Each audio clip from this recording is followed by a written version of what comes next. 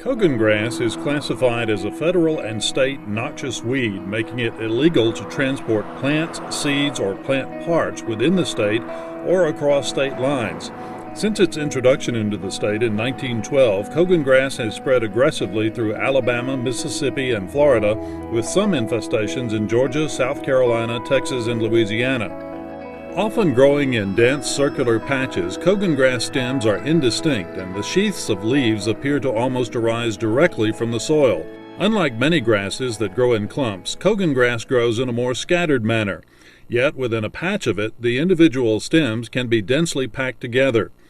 The linear leaves are usually 1/2 to 1 inch wide and can range from 1 to 4 or more feet tall even within the same patch. The edges of the leaves are sawtoothed, feeling a bit like sandpaper. Leaf color is often yellowish-green and sometimes reddening in the fall, and the central vein is whitish and off-center, especially near the base of the leaf.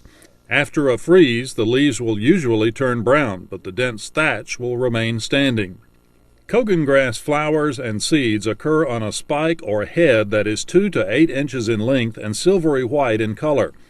A patch of Cogongrass in bloom or seed is easy to spot, making the spring and early summer, when it is in bloom, the easiest time to find and identify this pest. Each plant can produce up to 3,000 wind-blown seeds.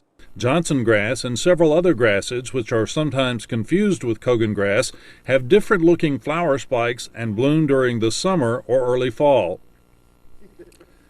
Cogongrass rhizomes, underground stems similar to roots, form a very dense, entangled mat in the soil and can spread underground as much as 9 feet a year, putting up new plants along the way. They have pointed tips which are so sharp they can pierce the roots of other plants. The rhizomes are noticeably segmented and covered with flaky, paper-like scales. Beneath the scales, the rhizomes are bright white. Johnson grass also has segmented rhizomes, but they are not covered with scales and are not sharp-tipped. Any rhizome segments that get broken off and moved to a new location can sprout and start a new plant, even weeks after being detached from the original plant.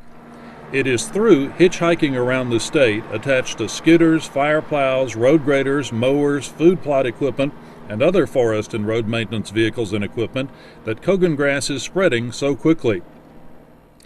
To avoid inadvertently transporting Cogongrass hitchhikers, keep away from the plant when seed heads are present or when the soil is muddy and rhizomes can be broken off and stuck on vehicles or equipment. If you must work in areas infested with Cogongrass, try to work in the contaminated sites last and make sure to clean vehicles, equipment, and clothing before leaving the site.